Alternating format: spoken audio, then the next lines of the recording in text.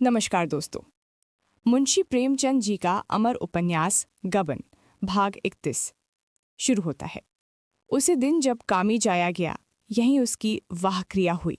नवीन माह के एक भतीजे मालवीय में रहते थे। उन्हें तार देकर बुला लिया गया।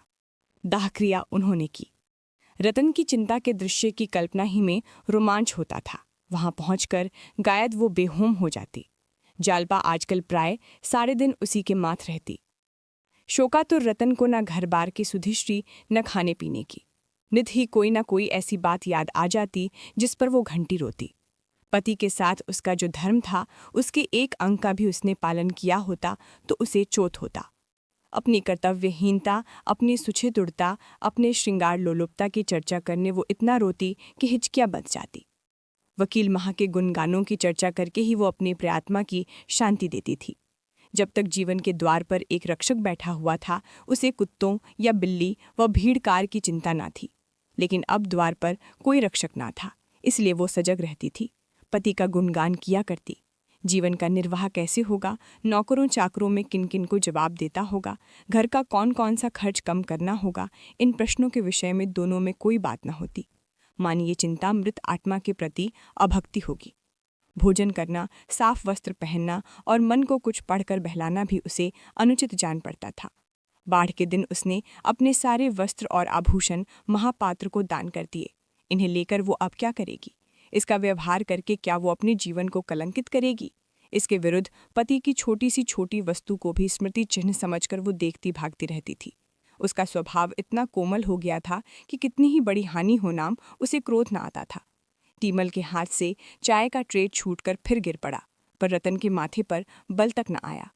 पहले एक वाकियात टूट जाने पर इसी टीमन को उसने पूरी डांट बताई थी, निकाले देती थी। पर आज उससे कई गुने नुकसान पर उसने जबान तक न खोली। कठोर भाव उसके हृदय में आते हुए मानो डरते थे कि कहीं आघात न पहुंचे, या शायद पति शोक और पति गुणगान के सिवा और किसी भाव या विचार को मन में लाना वो पाप समझती थी। वकील माह के भतीजे का नाम था मणिभूषण। बड़ा ही मिलनसार, हंसमुख, कार्यकुशल। इसी एक महीने में उसने अपने सैकड़ों मित्र बना लिए। शहर में जिन जिन वकीनी और रईसों में वनील महाब का परिचय था, उन सब में उसने ऐसा मेलजोल बढ़ाया, ऐसी बेतकल्लुफी पैदा की कि रतन को परहिना। और उसने बैंक का लेन देन अपने नाम से शुभ कर दिया। इलाहाबाद बैंक में वकील साहब के 20,000 रुपए जमा थे।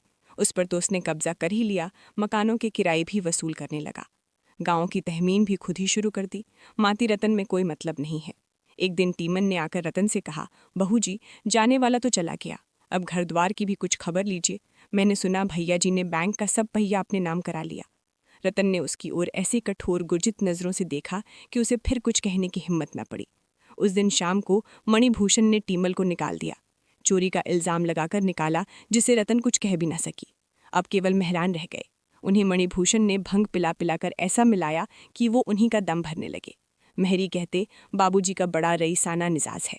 कोई सौदा ताजे कभी नहीं पूछते कितने का लाए। बड़े के घर में बड़े ही होते हैं। बहू जी बात की बात निकाला करती थीं, ये बेचारे कुछ नहीं बोलते। मेहरी का मुंह पहले ही सी दिया गया था। उसके अतिया यौवन ने नए मालिक की रसिकता को चंचल कर दिया था। वो एक न एक बहाने से बाहर की बैठक में ही मंत्रणाया करती। रतन की जरा भी खबर ना थी कि किस तरह उसके लिए व्यूह रचा जा रहा है। एक दिन मणिभूषण ने रतन से कहा, ताकि जी, अब तो मुझे यहाँ रहना व्यर्थ मालूम होता है। मैं सोचता हूँ कि आपको लेकर मैं जाऊँगा। वहाँ आपकी ये सेवा करेगी, बाल बच्चों में आपका जी बहल जाएगा और खर्च भी कम हो जाएगा। आप कहें तो ये बंगला बेच दिया जाए, अच्छे दाम मिल जाएंगे। रतन इस तरह चौंकी मानो उसकी मूर्छा भंग हो गई हो, माने किसी ने उसे झंझोड़ कर जगा दिया हो। सकपकाई हुई आंखों से उसकी ओर देखकर बोली, क्या मुझसे कुछ कह रहे हो? मणिभूषण, जी हाँ, कह रहा था कि अब हम लोगों का यहाँ रहना व्यर्थ है। आपको लेकर चला जाऊं तो कैसा हो? रतन ने उदासीनता से कहा, हाँ, अच्छा तो होगा। मणिभूषण, काका जी ने कोई वसीयतनामा लिखा हो तो लाइए देखें। उनकी इच्छाओं के आगे सिर झुकाना हमारा धर्म है। रतन ने उसी भांति आकाश पर बैठे हुए, जैसे संसार की बातों से अब उसे कोई सरोकार ना रह गया हो, जवाब दिया, वसीयत तो नहीं लिखी और क्या जरूरत थी? मणिभूषण ने फिर पूछा, शायद कहीं लिख कर रखा हो? रतन, मुझे तो कुछ मालूम नहीं, कभी जिक्र नहीं किया। मणिभूषण ने मन में प्रसन्न होकर कहा, मेरी इच्छा है कि उनकी कोई यादगार बनवा दी जाए। रतन ने उत्सुकता में कहा, हाँ हाँ, मैं भी चाहती हूँ।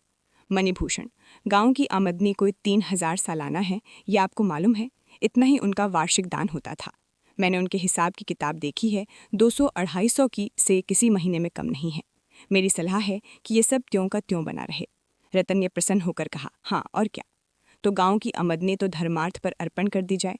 मकानों का किराया कोई 200 रुपये महीना है, इससे उनके नाम पर एक छोटी सी संस्कृत पाठशाला बोल दी जाए, बहुत अच्छा होगा। और ये बंगला बेच दिया जाए, इस रुपए को बैंक में रख दिया जाए। रतन, बहुत अच्छा होगा, मुझे रुपए पैसे की अब क्या ज़रूरत है। मणिभूषण, आपकी सेवा के लिए तो हम सब हाजिर हैं। मोटर भी अलग कर दी जाए, अभी ये फिक्र की जाएगी, तब जाकर कहीं 2-3 महीने में फुर्सत मिलेगी। रतन ने लापरवाही से कहा, अभी जल्दी क्या है, कुछ रुपए बैंक में तली हैं। बैंक में कुछ रुपए थे, मगर महीने भर में खर्च भी तो होते रहते हैं। 1,500 पड़े होंगे, यहाँ तो रुपए जैसे हवा में उड़ जाते हैं। मुझसे में तो इस शहर में 1 महीना भी ना रहा जाए, मोटर को ही जल्द ही निकाल देना चाहिए। रतन ने इसके जवाब में भी यही कह दिया, अच्छा तो होगा। ये उस मानसिक दुर्बलता की दशा में थी जब मनुष्य को छोटे खोटे काम भी असूझ मालूम होने लगने थे। मणिभूषण की कार्यकुशलता ने एक प्रकार से उन्हें पराभूत कर दिया था।